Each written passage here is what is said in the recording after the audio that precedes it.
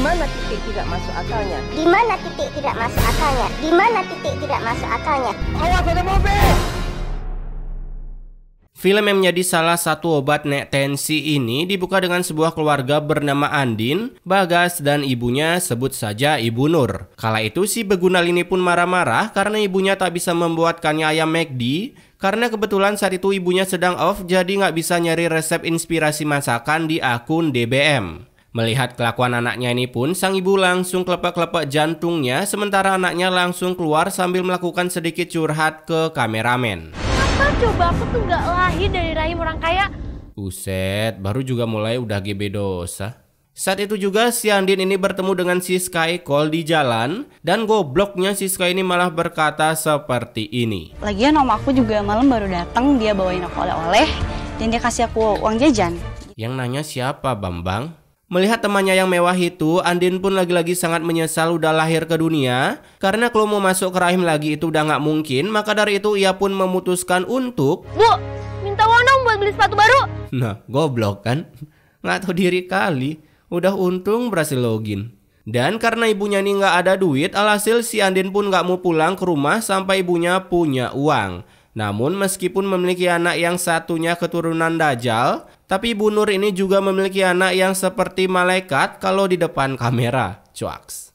Karena meskipun sepatu si Bagas ini udah lobong, ia pun tetap saja menggunakan sepatu itu walaupun jari-jari kakinya sudah meet and greet dengan aspal. Mau Roni tambel biar bisa dipakai lagi. Nah, ini baru anak terdidik. Lah, emang ada orang nambal sepatu pakai plester? Itu kalau sepatu punya mulut ya dilem lah Bagas, bukan di plester. Baru juga dibilang anak terdidik malah jadi anak terkedik-kedik. Nah kala itu katanya nggak mau pulang ke rumah, si Begunal ini malah balik lagi dengan harapan mengira ibunya sudah punya uang. Pokoknya aku mau sepatu baru. Buset, udah bentukan dewasa gini masih ngambak minta sepatu. Motor lah biar meletup tuh kepala makmu. Kemudian keesokan harinya Ibu Nur ini pun langsung membelikan si beban keluarga itu sepatu. Namun bukannya berterima kasih, si Andin ini malah dengan kasar mengambil sepatu itu lalu masuk ke kamarnya. Ya biasalah calon penghuni neraka ya emang gini. Nah setelah dibelikan sepatu nggak tahu diri lagi cangkem si Andin. Dimana saat malam harinya bisa-bisanya ia membuang HP-nya sendiri lalu meminta HP baru ke ibunya. Wow, triknya jitu banget ya guys. Dan kala itu melihat ibunya dibentak, muncullah si Bagas setelah belajar ceramah no jutsu. Lalu ia pun langsung berniat melakukan ceramah no jutsu itu ke kakaknya. Tapi sayangnya kakaknya malah mengunci pintu kamarnya dan lalu sedikit bersih-bersih di dalam kamar. Lah kok ngamuk? Nah karena sang ibu tak bisa membelikan HP baru, keesokan harinya Andin pun menunggu pacarnya di taman yang katanya mau beliin HP baru. Buset, malah melihara sugar daddy. Om bisa beliin apapun yang kamu mau. Om, pengen jajan ipun om. Oh iya, kalian tahu kan iklan Oreo? Diputer, dibulat, terus dicelupin. Nah itu dia. Kala itu melihat si Andin bersama sugar daddy, figuran ini pun langsung melapor ke Ibu Nur. Dimana Ibu Nur ini langsung kaget dan langsung OTW ke tempat si Andin.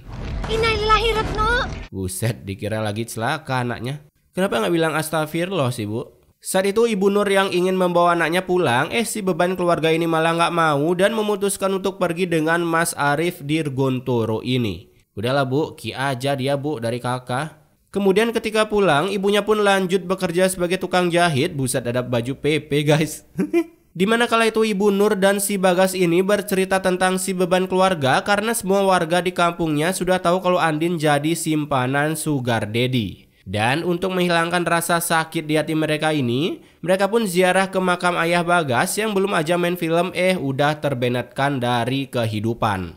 Nah kala itu karena saking sedihnya si ibu ini, karena tak kuasa melihat anaknya seperti iklan Oreo, Bagas pun lalu mengajak ibunya untuk shopping dan bisa-bisanya si Bagas malah membelikan tas seperti ini untuk ibunya. Ya emang sih nggak masalah, tapi lu mau kemana pakai tas kayak gitu Bambang?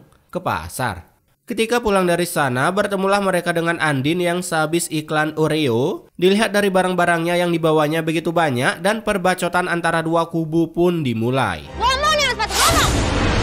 Melihat perbacotan antara dua kubu itu, sang ibu pun mulai menahan jantungnya karena saking terpesonanya melihat kedua tingkah anaknya ini. Sampai-sampai ia pun memutuskan untuk pingsan sebentar. Tapi beruntung ketika dibawa ke rumah sakit, si Bagas memilih dokter wanita. Alhasil sang ibu pun diberi kesempatan untuk hidup karena kebetulan pendaftaran menuju surga sudah sold out.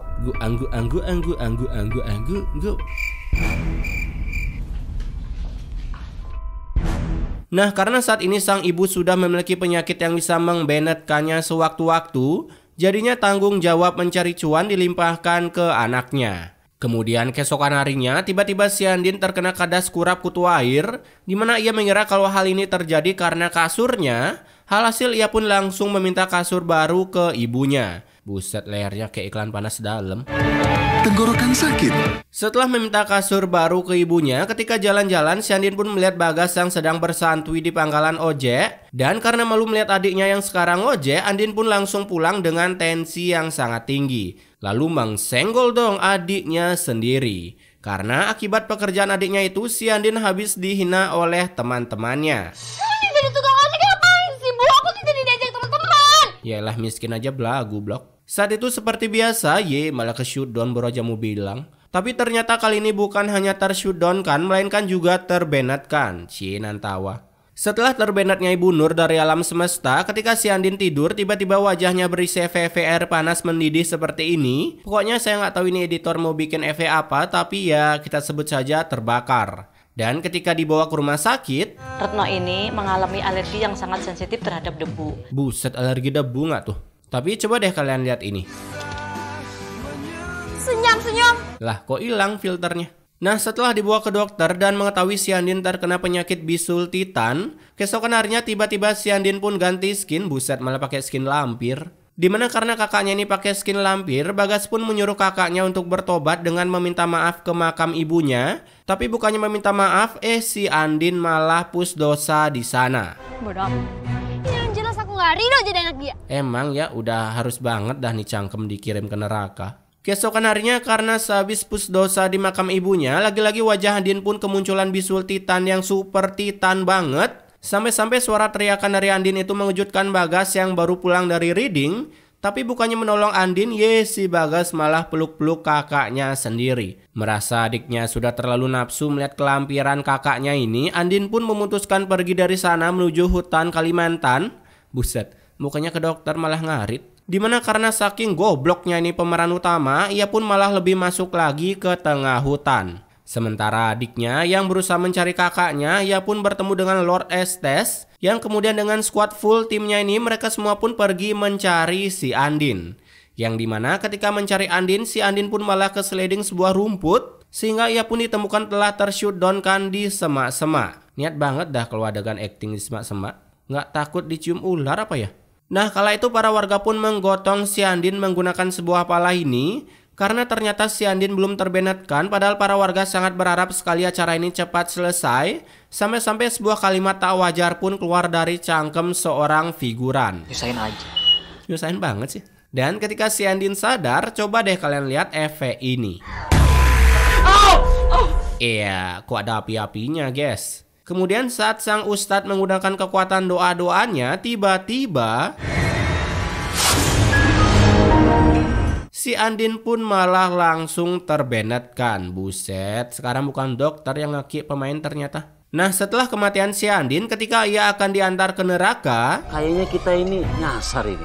Bisa-bisanya kampungnya yang tak begitu besar ini mereka malah nyasar. Namun setelah menggunakan kekuatan doa-doa dari sang ustadz, akhirnya mereka semua pun berhasil keluar dari genjutsu tersebut. Tapi di tengah perjalanan, seperti biasa angin topan tiba-tiba muncul mengajep-ajepkan para warga di sana. Dan yang lebih membagongkan lagi, tara, jenazahnya kok hilang Bambang. Kemudian dari jauh seorang builder dengan teriakan super pun datang. Pausan!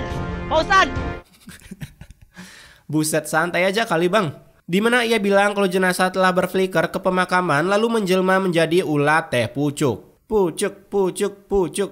Kayak film Pengabdi Setan 2 aja cuy. Dan ternyata saat itu ceritanya si Andin sedang meminta maaf di depan makam ibunya. Setelah menunggu Andin cosplay jadi ulat teh pucuk, akhirnya ia pun berhasil dimakamkan tanpa ada Ultimino apalagi Eudora. Pokoknya aman-aman aja kali ini. Sehingga para warga pun bisa pulang dengan tenang. Oke, pesan immortalnya di sini, jika suatu hari kalian melihat ulat teh pucuk, maka kalian sedang melihat seorang yang semasa hidupnya sempat durhaka ke orang tuanya. Makanya jangan durhaka, goblok.